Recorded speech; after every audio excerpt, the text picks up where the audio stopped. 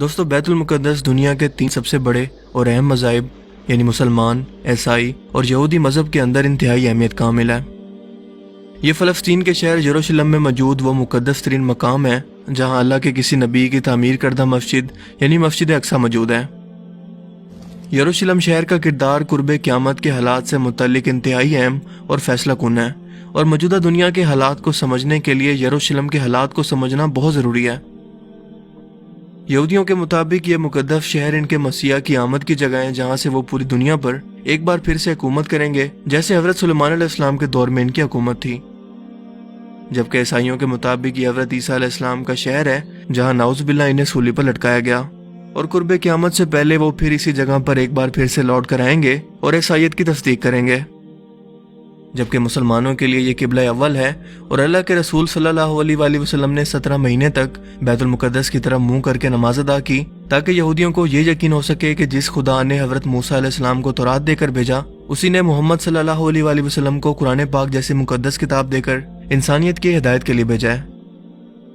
سفر معراج پر آپ صلی اللہ علیہ وآلہ وسلم نے مسجد حرام سے مسجد اقصی تک یعنی یروشلم شہر تک سفر کیا، اور پھر وہاں سے آسمان کی بلندیوں پر معراج کے لیے تشریف لے گئے۔ جیسا کہ قرآن کریم میں ارشاد ہوتا ہے کہ پاک ہے وہ ذات جو لے گئی اپنے بندے کو راتوں رات مسجد الحرام سے مسجد اقصی تک، جس کے گرد و نواح میں ہم نے برکت رکھی ہے تاکہ اسے اپنی نشانیاں دکھائیں۔ بے شک اللہ سب کچھ جاننے والا اور سب کچھ سننے والا ہے۔ اس کے علاوہ یہی وہ جگہ ہے جہاں پر حضرت عیسیٰ علیہ السلام دوبارہ آسمان سے تشریف لائیں گے اور اسلام کو سچا اور حق کا دین ثابت کریں گے۔ یروشلم شہر کی اہمیت قرآن کریم سے بھی ثابت ہے۔ سورہ الانبیاء میں ارشاد ہوتا ہے، اور ہم نے اسے یعنی ابراہیم علیہ السلام کو اور لوط علیہ السلام کو اس زمین پر نجات دی جس میں ہم نے اہل عالم کے لیے برکتیں رکھی ہیں۔ حضرت ابراہیم علیہ السلام نمرود کی آگ سے نجات پانے کے بعد اپنے بھتیجے لوط علیہ السلام کے ساتھ عراق سے بیت المقدس کی طرف روانہ ہوئے، اور یہیں سے حضرت ابراہیم علیہ السلام اللہ کے حکم سے مکہ مکرمہ پہنچے، جہاں آپ نے اپنے بیٹے حضرت اسماعیل علیہ السلام کے ساتھ مل کر بیت اللہ کو پھر سے تعمیر کیا۔ یعنی کہ یروشلم ایسی مقدس سرزمین ہے جسے اللہ تعالیٰ نے آل ابراہیم یعنی ابراہیم علیہ السلام کی نسل کے لیے اور آنے والے پیغمبروں اور دین یعنی یہودی، مسلمان اور عیسائیت کے لیے فیصلہ کن مقام بنایا ہے، کیونکہ ظاہر ہے کہ ان تینوں مذاہب میں سے سچا تو کوئی ایک ہی ہو سکتا ہے، اور یہی کردار قرب قیامت سے پہلے یروشلم کو ادا کرنا ہے۔ یعنی یہ شہر قرب قیامت سے پہلے صرف ایک دین کو سچ اور حق ثابت کرے گا، اور اسی لیے اس قدر اہمیت تینوں مذاہب کے اندر ہے۔ یروشلم ایک قدیم شہر ہے اور تقریباً 4000 سال پرانی تاریخ رکھتا ہے۔ یہ 2 مرتبہ مکمل طور پر تباہ ہوا۔ تاریخ میں اس پر 52 مرتبہ حملے بتائے جاتے ہیں، اور 44 مختلف قوموں کا اس شہر پر قبضہ ہوا۔ یہ تل ابیب شہر اور بحیرہ روم یعنی میڈیٹرین سی سے 60 کلومیٹر مشرق اور بحر مردار یعنی ڈیڈ سی سے تقریباً 33 کلومیٹر فاصلے پر جبل یہودا سے گھرا ہوا ہے، جہاں یہودیوں کی 3000 سال پرانی تاریخ، عیسائیوں کی 2000 سال، جبکہ مسلمانوں کی 1400 سال پرانی تاریخ موجود ہے۔ یہاں اس وقت 64% یہودی آبادی، 32% مسلمان اور صرف 2% عیسائی موجود ہیں۔ ہیکل کی مغربی دیوار جو کہ ایک واحد سٹرکچر اس وقت ہیکل سلیمانی کا موجود ہے، یہودیوں کے لیے اس وقت دنیا کی سب سے مقدس ترین جگہ ہے۔ اس شہر کے بارے میں اللہ پاک قرآن کریم میں ارشاد فرماتے ہیں کہ جس بستی کو ہم نے ہلاک کر دیا تھا اس پر حرام ہے کہ وہ وہاں جائیں، حتیٰ کہ یاجوج ماجوج نکل جائیں گے اور تمام بلندیوں سے اترتے نظر آئیں گے۔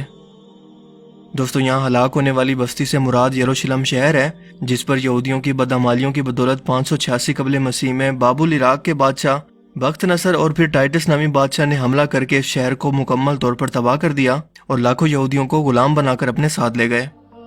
اس دوران ہیکل سلیمانی بھی مکمل طور پر تباہ ہو گیا، مگر قرب قیامت سے پہلے یہ لوگ یعنی یہودی ایک بار پھر سے اسی بستی میں آباد ہوں گے، جیسا کہ ایک اور جگہ قرآن کریم میں واضح طور پر اس کا بیان کچھ اس طرح سے موجود ہے۔ اور جب آخری وقت آئے گا تو یہودی اس ارض مقدس کے اندر لائے جائیں گے جہاں سے انہیں نکالا گیا تھا، اور اللہ تعالیٰ کا یہ وعدہ آج ناجائز اسرائیلی ریاست کے قائم ہونے کے بعد پورا ہو چکا ہے، یعنی کہ آخری وقت اب قریب ہی ہے۔ لیکن اس سے بھی اہم سوال یہ ہے کہ اس وعدے کے پورا ہونے کے بعد اب آخر کیا ہونا باقی ہے؟ یہودیوں کا ماننا ہے کہ جب وہ تیسری مرتبہ اس مقدس ہیکل سلیمانی کو دوبارہ تعمیر کر لیں گے تو ان کا مسیحا جو مسلمانوں کے نزدیک دجال ہے وہ دنیا میں نازل ہوگا، اس لیے ان کے پاس اس ہیکل کی تیسری مرتبہ تعمیر کا مکمل نقشہ تک تیار ہے، اور اس کے ساتھ ساتھ وہ تابوت سکینہ کے حصول کے لیے بھی بے چین ہے، جس کی مختصر سی تاریخ یہ ہے کہ یہ مقدس صندوق حضرت آدم علیہ السلام پر نازل ہوا، جو پوری زندگی آپ کے پاس رہا اور پھر آنے والے انبیاء کو وراثت کے طور پر منتقل ہوتا رہا۔ یہاں تک کہ یہ حضرت موسیٰ علیہ السلام تک پہنچا، جس میں وہ اپنا خاص سامان یعنی تورات کا اصل نسخہ، اپنا عصا مبارک اور اپنا باقی سامان رکھتے تھے۔ اس کے علاوہ اس میں حضرت سلیمان علیہ السلام کی انگوٹھی بھی موجود ہے، جس سے وہ جنات پر کنٹرول کرتے تھے۔ مگر ہیکل سلیمانی کے دوسری مرتبہ تباہ ہونے کے بعد یہ صندوق ایسا غائب ہوا کہ پھر آج تک نہیں ملا۔ یہودیوں کا ماننا ہے کہ یہ حضرت سلیمان علیہ السلام کے تخت کے نیچے دفن ہے، اس لیے ان لوگوں نے خود سے بیت المقدس کے نیچے سرنگیں کھود کر اس کی تلاش شروع کی، لیکن انہیں کچھ بھی نہیں ملا۔ حضرت سلیمان علیہ السلام کا محل بیت المقدس سے جڑا ہوا تھا، جہاں ان کا تخت موجود تھا، اور دوسرا ہیکل سلیمانی کا جو نقشہ بیان کیا جاتا ہے، اس کا بھی مسجد اقصی سے کوئی تعلق نہیں ہے۔ لیکن پھر بھی یہ یہودی ہیکل سلیمانی کی تیسری مرتبہ تعمیر سے پہلے مسجد اقصی کو شہید کرنا چاہتے ہیں، اور اس کی سب سے بڑی وجہ یہ ہے کہ تیسری مرتبہ ہیکل سلیمانی کے تعمیر ہونے کے باوجود اگر مسجد اقصی شہید نہ ہوئی تو ہیکل کی اہمیت پہلے جیسی بالکل نہیں رہے گی، اسی لیے یہودیوں کے نزدیک اسے شہید کرنا ضروری ہے۔ اسرائیلی ماہر آثار قدیمہ کے مطابق ہیکل سلیمانی قبۃ الصخرہ کے نیچے موجود ہے، اور یہ علاقہ یعنی مسجد اقصی اور قبۃ الصخرہ مسلمانوں کے کنٹرول میں ہے۔ اسرائیل نے عربوں کے ساتھ 6 روزہ جنگ کے دوران بیت المقدس پر قبضہ کر لیا تھا، مگر مسجد اقصی اور قبۃ الصخرہ کا کنٹرول اس جنگ کے باوجود بھی اردن کے ہاشمیوں کے پاس ہی تھا، جس کے بعد انہیں وہاں سے نکال کر اسرائیلیوں نے اس زمین پر قبضہ کر لیا۔ اس کے بعد ہیکل کی تعمیر کے اندر مزید تیزی آ چکی ہے، جو کہ ان کا صدیوں سے خواب ہے،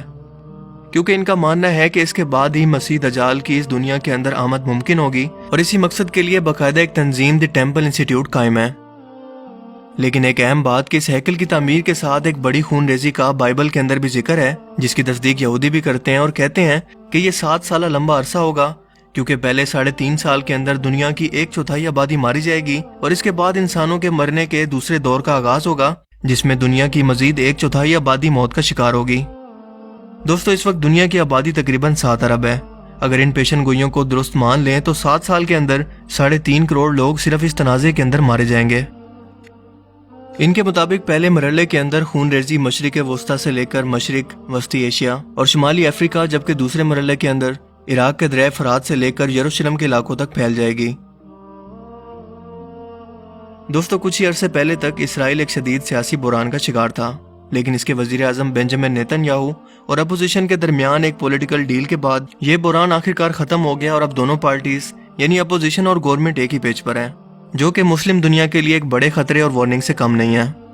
کیونکہ دونوں نے مل کر امریکہ کے ساتھ ایک ایسا تحریری معاہدہ کیا ہے جس کے مطابق 1 جولائی 2020 کو فلسطین کے مغربی علاقے غیر قانونی اسرائیلی بستیاں اور وادی اردن مستقل اسرائیلی قبضے کے اندر جانے والی ہیں، جسے امریکہ اور اسرائیل کے درمیان ڈیل آف سینچری کا نام دیا گیا ہے۔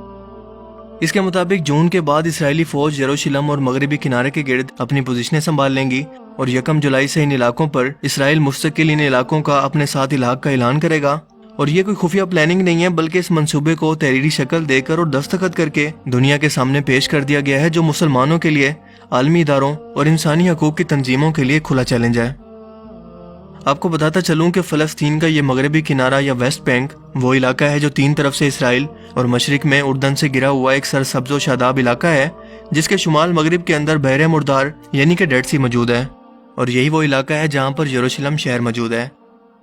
یہ مغربی علاقہ 22 لاکھ آبادی پر مشتمل ہے، جہاں اسرائیل پہلے ہی کچھ علاقوں پر قبضہ کر کے اپنی آبادیوں کو بڑھانے کی کوشش کر رہا ہے، اور اب تک ان بستیوں کے اندر تقریباً 4 لاکھ کے قریب یہودی آبادی موجود ہے،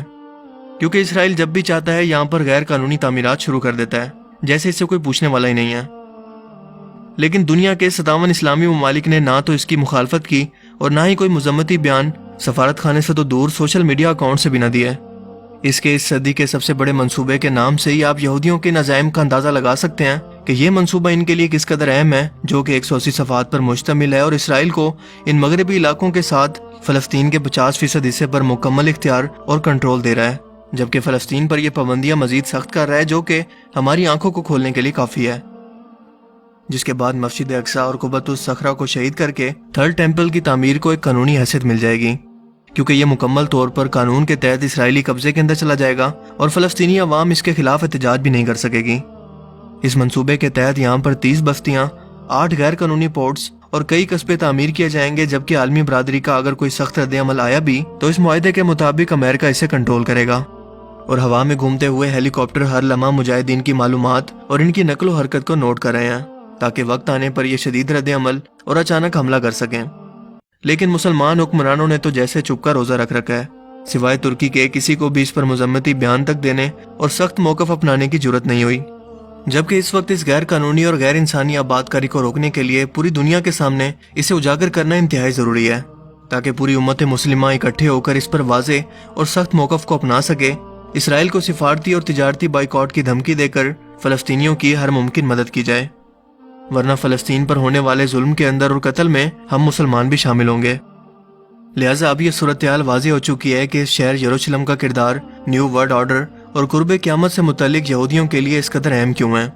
और ये क्यों नबियों की सरजमीन शहर के लिए और मस्जिद अक्सा को शहीद करके तीसरी मरतबा हैकल सुलेमानी की तामीर के लिए इस कदर बेचैन क्यों है। क्योंकि इनके मुताबिक ये वो जगह है जहाँ पर दजाल अपना तख्त लगाएगा। यरूशलेम आधा ही पहले छीना जा चुका है, और अगर मगरबी किनारे से भी ये इसराइल का हिस्सा बन गया तो ना सिर्फ इसराइली रूहानी तौर पर मजीद ताकतवर हो जाएंगे, बल्कि इनके हौसले भी न्यू वर्ल्ड ऑर्डर के लिए और मजबूत हो जाएंगे, और हम लोग हमेशा की तरह सिर्फ मुजम्मती बयान देते रह जाएंगे। जैसा कि माजी के अंदर होता आ रहा है कि इस्लामी ममालिक से इस मसले की तवज्जो हटाने के लिए इसराइल हर बार इन इस्लामी ममालिक के अंदर इंतशार फैलाकर इन्हें अपने ही मसलों के अंदर उलझाने की कोशिश करता है, ताकि इनकी बैतुल मुकद्दस के मामले पर कभी तवज्जो जा ही न सके। और अब की बार भी यकीनन ऐसा ही होगा। लिहाजा हमें अपनी आंखें खुली रखने की जरूरत है,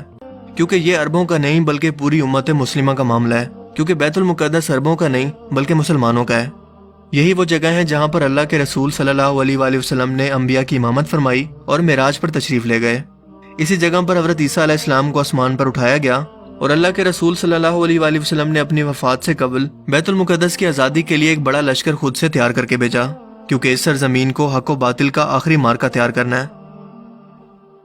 दोस्तों, मैंने तमाम हकायक आपके सामने रख दिए हैं, आपको आगाह कर दिया, लेकिन अब ये आपकी जिम्मेदारी है कि आप इस पैगाम को कितना आगे फैलाते हैं, ताकि हमारे हुक्मरान तबके तक ये बात पहुंचे और वो इसके खिलाफ कोई सख्त और वाज़ेह रद्द-ए-अमल अपनाएं, और वो पहले की तरह मुजम्मती बयान देकर इसे जान न छुड़वाएं, बल्कि इस पर अमली एक्शन लें। बाकी आप इस बारे में क्या सोचते हैं, अपनी कीमती राय का इजहार कमेंट सेक्शन में ज़रूर कीजिएगा। अब मैं मिलूंगा आपसे एक नई इंटरेस्टिंग वीडियो में, तब तक के लिए अपना बहुत सा ख्याल रखिएगा। Thanks for watching this video. अल्लाह हाफिज़।